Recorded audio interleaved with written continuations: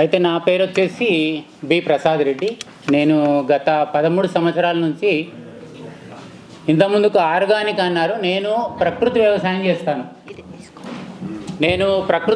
చేస్తాను. నేను చేసేది 3 ఎకరాలు, లేబర్ ఉండరు, ₹1 ఖర్చు పెట్టను. అయితే మీరు ఇక్కడ సమయం లేదు కాబట్టి నేను ప్రతిదీ కూడా చేసేది యూట్యూబ్లో పెడతాను, మీరు చూసుకోండి. @ప్రసాద్ రెడ్డి 8606. అయితే నేను ముఖ్యంగా ఏంటంటే కషాయాలు వాడను, ఎలాంటి ఎరువులు వాడను. మన 3 ఎకరాలలో ఎక్కడ భూమిని ముట్టుకోను.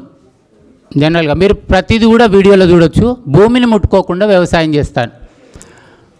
దగ్గర 1500 మునిగ చెట్లు ఉంటాయి, అవిష ఉంటాయి. అవన్నీ చాప్ డ్రాప్ చేసేసి పర్మనెంట్ బెడ్ చేసేసుకొని అక్కడ మనము ఒక దగ్గర నారు పోసుకొని నారు పెట్టుకొని వెళ్ళిపోతాను. తర్వాత కోసుకోవడానికి మాత్రమే వెళ్తాను. మీరు ప్రత్యక్షంగా వీడియోలో చూసుకోవచ్చు. ఏంటంటే ఇక్కడ నిలదొక్కుకోవడానికి ఎక్కడెక్కడ ఖర్చు తగ్గియాలి, ఎక్కడెక్కడ జీరో చేయాలని ప్రతిదీ కూడా 13 సంవత్సరాల నుంచి ప్రకృతి నుంచి జ్ఞానం తీసుకొని చేసుకుంటూ వచ్చాం. అది మీరు చూసుకోవచ్చు. ముఖ్యంగా ఏంటంటే 3 రకాల బోర్ రీఛార్జులు చేసాం. అంటే ఎవరి స్తోమత తగ్గట్టు వాళ్ళు చేసుకుంటారని స్వయంగా మేమే చేసుకున్నాము. ఒకటి 70,000, ఒకటి 30,000, ఒకటి 20,000. దాని ద్వారా మనకు 900 ఉన్న ఫీట్ల ఏదైతే గ్రౌండ్ వాటరు 90 ఫీట్కి వచ్చింది. ఇప్పుడు మనది వచ్చేసి 130 వెరైటీస్ ఫ్రూట్ ప్లాంట్స్ ఉంటాయి. ఒక 1.5 ఎకర్లనేమో కూరగాయలు. ఒక రైతు ఎట్లా సస్టైన్ కావాలో అది ఉంది. నాకు ఇచ్చిన టైం తక్కువ ఉంది కాబట్టి ఒక్క డౌట్ మాత్రం క్లియర్ చేసి నేను తప్పుకుంటాను. కషాయాలు ఉన్నాయి, ఎరువులు ఉన్నాయి అంటే ఎట్లా సస్టైన్ అన్న దాని గురించి మాట్లాడతాను. నేను భూమి తీసుకున్న తర్వాత ఒక మొక్క పెట్టిన అనుకుంటాము. మొక్క అనేది ఒక ఆహారం. ప్రతి మనిషి ఎక్కడైతే ఆహారం, ప్రతి మనిషి జీవి కూడా ఎక్కడైతే ఆహారం ఉంటుందో అక్కడికి ప్రయాణం వెళ్తుంది. ఇప్పుడు నేను ఒక చెట్టు పెట్టంగానే ఆకును తినడానికి ఒక పురుగు వస్తుంది. అది ఆ పురుగు మనం ఏమనుకుంటాము, మామూలుగా ఆ పురుగు వెజ్ ఏం చేస్తుంది, ఆకులను తింటుంది. ఆ పురుగును తినడానికి నాన్ వెజ్ వస్తుంది. ఇది ప్రకృతి ధర్మం. ఒకవేళ నేను ఒక ఆకును తినడానికి పురుగు వచ్చింది అనుకుందాం, నేను సపోజ్ స్ప్రే చేసిన దాని మీద స్ప్రే చేస్తే ఏదైతే నాన్ వెజ్ పురుగు వెజ్ తినడానికి వచ్చింది తినకుండా వెళ్ళిపోతుంది. నేనేం కొట్టకపోతే ప్రకృతి ధర్మం ప్రకారం బ్యాలెన్స్ చేస్తుంది. ఇప్పుడు ఆ బ్యాలెన్స్ చేయడం వల్లనే అన్ని అడవులు కూడా సస్యశ్యామలంగా ఉన్నాయి. కాబట్టి నేను జస్ట్ చూస్తాను, వెళ్ళిపోతాను. కొద్ది రోజులలో నయం అయిపోతుంది. అదొక అనుభవం. అంటే ప్రకృతికి మీరు ఎంత స్కోప్ ఇస్తున్నాం. ప్రతి ఒక్కరు అనేది ఏంటంటే నేను ప్రకృతి వ్యవసాయం చేస్తున్నామని అంటారు.